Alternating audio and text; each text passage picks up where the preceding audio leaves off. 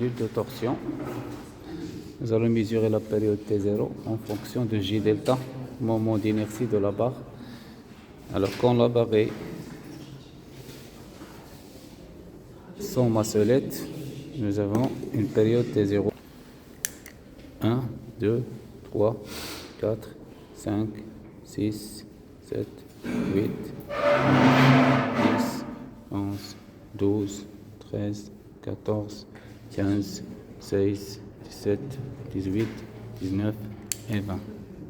Alors pour la période à vide, il n'y a pas de masselette M. Nous avons une période de 0,85. Maintenant, nous avons mis une masse de 200 grammes de part et d'autre. On va essayer de mesurer la période de ce pendule. 1, 2, 3, 4, 5, 6, 7, 8, 9, 10, 11, 12, 13, 14, 15, 17, 18, 19 et 20. Nous avons donc 25 à peu près, 24 secondes pour 20 oscillations.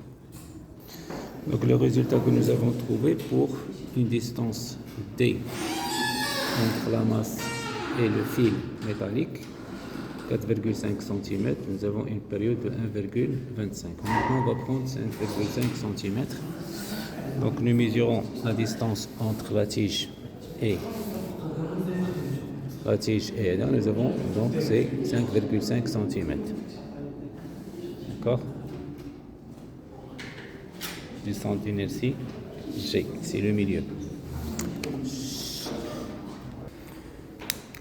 1, 2, 3, 4, 5, 6, 7, 8, 9, 10, 11, 12, 13, 14, 15, 16, 17, 18, 19, 20.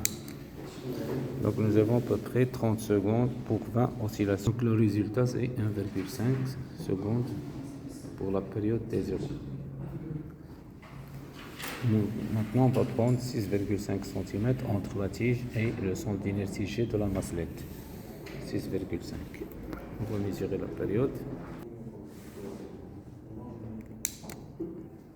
1, 2, 3, 4, 5, 6, 7, 8, 9, 10, 11, 12, 13, 14, 15, 16, 17, 18, 19, 20. Donc nous avons 35 secondes. Oui, agis.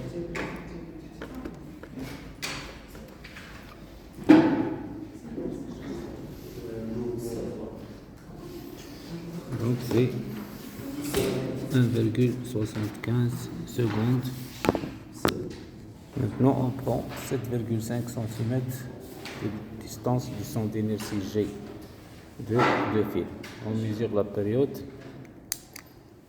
1, 2, 3, 4, 5, 6, 7, 8, 9, 10, 11, 12, 13, 14, 15, 16, 17, 18, 19 et 20.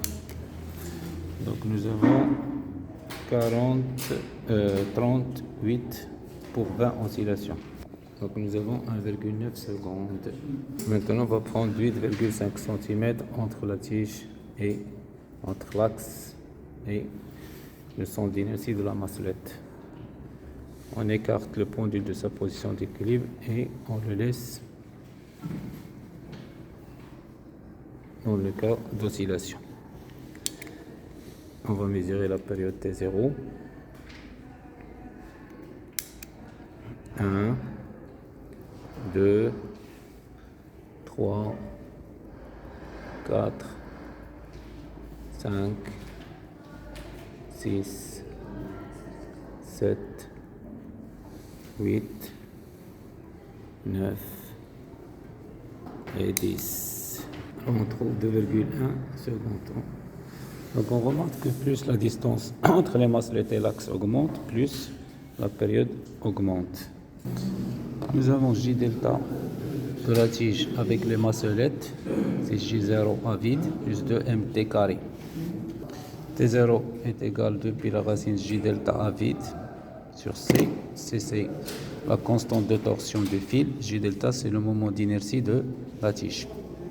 Alors en présence des masselettes, nous avons J delta c'est J0, J delta sans masselette plus 2mt carré sur C. Donc en prenant le carré de T'0, nous avons cette relation-là. Si nous traçons T0' au carré en fonction de T carré, nous allons trouver une fonction affine. Pour T0, quand T égale à 0, nous avons ça. Déjà, on a calculé T0, donc lorsque T égale à 0. Donc ici, vous avez la valeur 0. Et là, vous avez la valeur 0,85 au carré. Pour la pente, ça va être tout simplement égal 8m sur C. Grâce à la pente, on va calculer C. Donc c'est 8m sur P, sur la pente. Nous avons déjà la masse de la masselette de 100 grammes. Donc on peut calculer C, c'est 8 fois 0,2 kg divisé par la pente qu'on va prendre à partir de tableau. Alors, je vous laisse continuer et de tracer T'0 que vous avez là en fonction de T au carré et voir si c'est une droite, c'est une fonction affine. Et après, vous calculez la pente, puis vous calculez le C en utilisant la relation. Pour J delta, une fois trouvé C, on peut calculer le J delta de la tige à vide en utilisant la valeur à l'état initial pour T égale à 0. D'accord?